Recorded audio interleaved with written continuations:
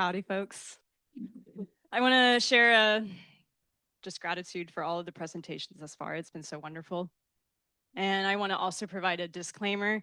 As you can see from the title, this conversation and this presentation does regard the topics of sex trafficking and sexual violence. So if at any point it begins to feel overwhelming or uncomfortable, I just want to invite a safe exit to the space for you at any point through the presentation. But I am excited and honored to present this work, Yogīs Beyond Borders. This is a salutogenic yoga therapy program for survivors of sex trafficking and sexual violence, a 2-year passion project in the making. And my name is Kristin Bird, and this is a devotion to my own self, as I am a survivor of both sex trafficking and multiple incidents of sexual violence. And I want to continue to share this work for women who have a similar story. Also want to present a deep sentiment of gratitude to all of my professors as well, and extend a special support of gratitude to Dr. Lori Fazio for her endless mentorship that has sincerely changed my life, and devotion as well to my family for being here and all that they've done to support this journey. So in this presentation, we will have 3 components. We'll first talk about what the program is, or excuse me, who this is targeting. We'll talk about how trauma impacts the body and what currently exists for survivors, as well as how yoga therapy can help fill the gap.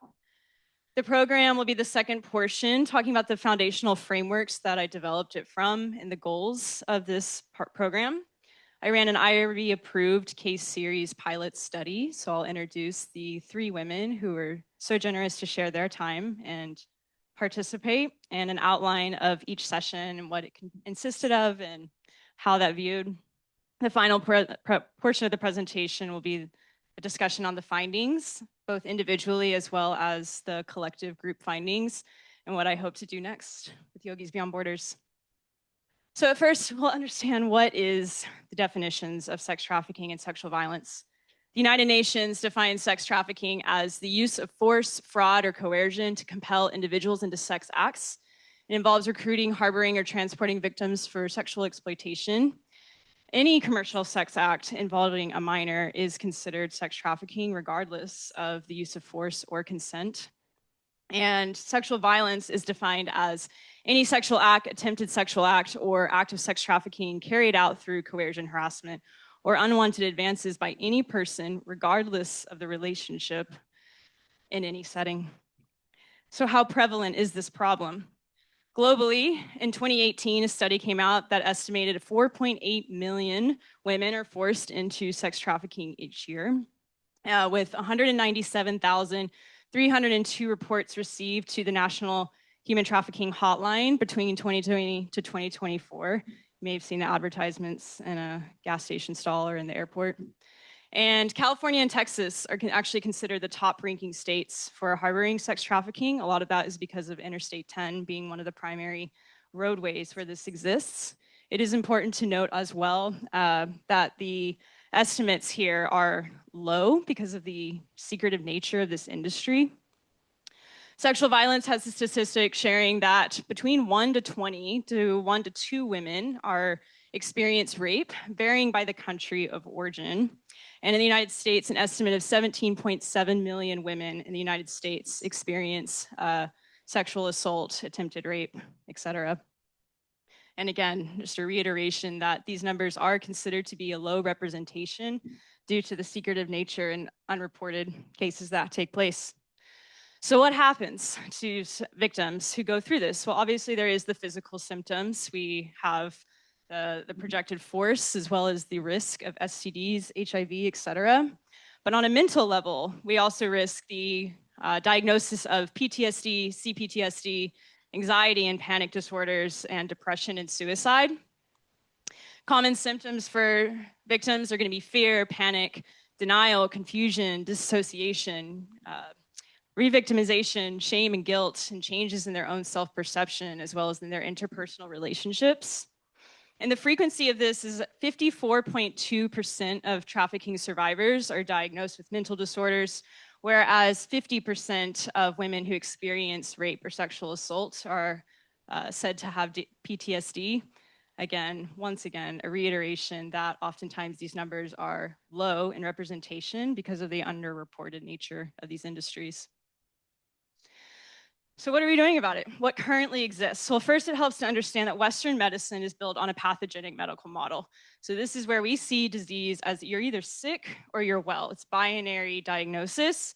We view the diagnosis and then we treat based off the symptoms of said diagnosis, right?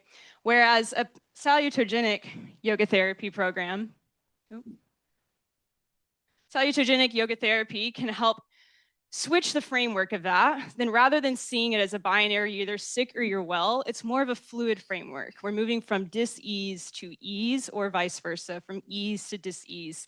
And this is focusing on health from proactive stances. So we're focusing on the proactive resilience, proactive health, proactive wellness. A lot of existing therapies today use top-down solutions, which are using cognitive solutions to help change the mind. So we're using the mind to change the mind. And this is really effective. We do use this in yoga therapy. However, it's missing the source of the body. And that's so important when working with this population because it was the body that was essentially harmed. And so bottom-up solutions are provided in yoga therapy. And this is allowing us to change the physiology. So we're working with the body to help change the psychology of the mind. And we're, again, combining this with the top-down solutions through meditation, concentration, et cetera. And we'll understand this a little bit more when I introduce the frameworks. So Yogīs Beyond Borders was developed from 5 fundamental frameworks, and 2 of them are derived from modern neuroscience, 3 of them are derived from classical yoga. The polyvagal theory, developed by Dr. Stephen Porges, again, it is a hot topic these days, but essentially states that our autonomic nervous system is consistently assessing our environment and it's feeding it through 3 different neural pathways. We're either feeling safe in socialization or we're feeling sensitive, we're in a fight or flight mode, or perhaps the body feels like it's in absolute danger and it enters into a shutdown or a freeze state. Oftentimes, survivors are going to be stuck in these bottom 2, fight or flight or freeze shutdown. And through the introduction of these practices, we are instigating those states, but we're inviting them in a safe space to help build the strengthening of the ventral vagal system and pathway. And the HPA axis, the second modern neuroscience model, is essentially our stress system. It's detecting danger, detecting stress, detecting danger, threat, et cetera. And this is going to be very hyperactive and hypersensitive in survivors. And so evidence and research states that through these practices introduced, we are downregulating the HPA axis and helping reduce the sensitivity of a stress response for survivors. So this corresponds with the classical models of yoga. We have the Panchakosha model, essentially stating that our body consists of 5 layers. We have body, breath, mind, wisdom, and bliss. And survivors, it can be difficult to reach these deep inner layers. So we start with the body, we start with the breath, and then we move into the mind. So going back to the importance of the bottom-up solutions in order to deeply access the states of mind, wisdom, and bliss. And the Guna model of Samkhya states that energy is everything. It either forms as inertia and dullness, it forms as activity and passion, or it just forms as clarity and harmony. Again, survivors are often stuck in this inertia or this activity and passion state, dysregulation. And so each session, we're introducing these sattvic practices to help create clarity and harmony and balance in each survivor. The tridosha theory is really valuable for helping us understand, especially in the one-on-one format, that every individual is uniquely made. Every person is different. How they respond is different. How they interact is different. And so through the tridosha theory, we're able to tailor these practices to be most efficient by understanding each individual's unique needs. So we understand what's going on. We know what already exists. We know how yoga therapy can intersect. We understand how we're going to develop this beautiful program for yoga therapy, but what is it exactly that we're trying to do, right? So the question is, can a salutogenic yoga therapy program for survivors of sex trafficking and sexual violence increase self-esteem and mood, and self-esteem and self-agency? Can it improve overall mood, and can it reduce stress? So let's meet our participants.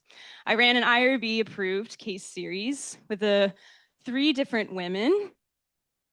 We have Q. She's a 35-year-old sugar baby. She's been engaged in trafficking, sex work, and sexual violence since the age of 19. She carries long-standing shame, reduced self-worth, and emotional dysregulation. And the goal for her was to acquire self-esteem, self-empowerment, and the improvement of stress. We have V, a 30-year-old photographer who experienced sexual violence between the ages of 3 to 17 from over 100 different men. And she has a desire to improve her self-trust and healing of unresolved sexual trauma. She's actually a phenomenal woman. And her goal was to improve concentration, moderate intrusive thoughts, increase grounding practices, and emotional regulation. And then we have Z, a 27-year-old OnlyFans creator who's been engaged in trafficking, sex work, and sexual violence since the ages of 18. Her most recent assault experience was last summer in 2025 by a close friend. And her sexual trauma, she feels, is impacting her relationships and her self-worth. So she has a goal to decrease her stress and burnout, improve her confidence, agency, and clarity. And so I met with all 3 participants on an individual basis for 8 weeks in the one-on-one format. And every session included 6 different components. Repetition was key here, just continuing to enforce these practices for survivors. So we had a daily routine, encouraging them to participate with oil self-massage, touching and nurturing their own body, giving that care and love and connectivity. We involved movement practices. I chose postures that were beneficial for improving self-esteem. There were strong postures, sun salutations, warrior poses, and Tadasana, mountain pose. And so we accessed the body to move deeper into the breath and introducing breathing tools such as breath of fire, alternate nostril breathing, the humming bee breath. The sequence of breathing here fluctuates between activating sympathetic nervous system and the parasympathetic nervous system. So again, going back to the polyvagal theory, we're introducing these states while in a safe space to strengthen that vagal and safe network so that they know how to navigate these spaces of increased elevation, etc., triggers, including affirmations such as Om and Soham, I am that, and interoceptive practices, helping individuals read the internal cues of their own body through focused breathing practices. I had them place their fingers on different places where the pulse, so they can understand their own heartbeat and heart rate, as well as the Sufi sacred naming meditation, which is a meditation that helps derive devotion to the self. And then every week we had different philosophical topics, as well as journal prompts for survivors to engage in outside of the session so that they could continue to work with the program despite my absence. So every week, those sessions and the themes, we had a yoga therapy introduction and assessment, just sharing what it is. We then moved into cultivating gratitude with Pratipakshibhavanam, changing the mind through Santosha, generating empowerment through Svadhyaya, using mantras and malas, so sacred phrases as meditations, embodying our own strength through discipline and tapas, building peace and resilience through vairagya and aparigraha, non-attachment, as well as reshaping the reality through reframing our values, thoughts, and patterns, samskaras, and vasanas. And every week they were also given 2 to 3 journal prompts to review. So let's talk about the results. I'll provide 2 slides for each participant. The first slide will introduce the objective scales that were used, the perceived stress scale, the profile mood scale, and the empowerment scale. And then the second slide will introduce their own self-reported feedback from the first session to the last. So with participant Q here, on the perceived stress scale, she stayed in moderate stress. However, we can see that she had movement in the right direction, right? So she went from a 24 to a 19 in her stress level. The empowerment scale shares that she had an increase in self-esteem and self-efficacy. She had an increase in her power and powerlessness, an increase in her optimism and control over the future, as well as an increase in vigor, and an increase in esteem and affect, and a decrease in her confusion. She self-reported her stress level from going from a 10, she was stressed, all the way down to a 2. Her energy increased from a 7 to a 10, and her mental and emotional pain decreased from an 8 to a 2. And she wrote, I see this work as deeply impactful and helpful. I feel more alive and confident to control my anxiety through breathing tools. Participant V shows a similar pattern in the perceived stress scale, remaining in moderate stress, but moving and trending in the right direction from a 22 to a 20. In the empowerment scale, we see an increase in self-esteem and self-efficacy, an increase in optimism and control over the future, as well as through the PALM scale, we see an increase or decrease, in her tension, a decrease in her depression, a decrease in her anger, as well as a decrease in her confusion and an increase in her esteem. On a self-reported level, she reports her stress moved from an 8 down to a 3. Her energy just mildly increased from a 6 to a 7, and her mental and emotional pain decreased from an 8 to a 2. And she writes, to be able to be fully seen in the weirdness and accepted and supported through the dark corners of my mind was the most meaningful part of the program. And with Z, once again, trending in the right direction, she remained in moderate stress, but she shifted from a 25 to a 23. We see an increase in self-esteem and efficacy, increase in community activism and autonomy, an increase in optimism and control over the future, and a pretty big jump in her righteous anger. Nice. Through the PALM scale, we can see a decrease in tension, a decrease in depression, a decrease in fatigue, a decrease in confusion. And I also want to point out with her, she's the only participant that had an increase in anger, and the correlation with the righteous anger here, something to note. So it was empowering for her. Her self-reported stress levels moved from a 7 to a 5. Her energy goes from a 5 to a 7, and her mental and emotional pain from a 7 down to a 4. She wrote that the breathwork elements have particularly integrated into my daily life. Yogīs Beyond Borders created space and peace around difficult transitions. So some key takeaways and patterns that we saw between all 3 women were an increased self-esteem and efficacy, a reduction of stress, and an improvement of overall mood, answering the 3 questions of what can a salutogenic yoga therapy program provide these things. But we also saw a reduction in confusion amongst all 3 participants and an improvement in clarity of the future, which is so rewarding to see. What's next? Yogīs Beyond Borders will continue to grow as an individualized yoga therapy program for survivors of sex trafficking and sexual violence. Currently, it is being filed for a 501c3 to establish it as a nonprofit. Thank you to the additional board members willing to be a part of that. It is also currently in the works of entering the SAFE Alliance in Austin, Texas.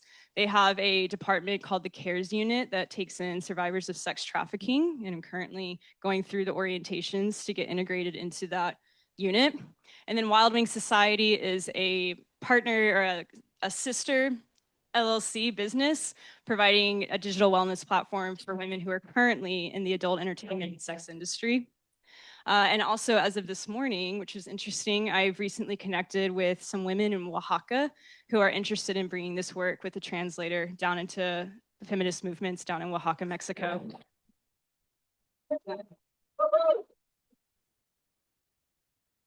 So with that, I hope to continue to train further yoga therapists and experienced yoga teachers into this program and expand it into domestic and international organizations worldwide. And thank you so much.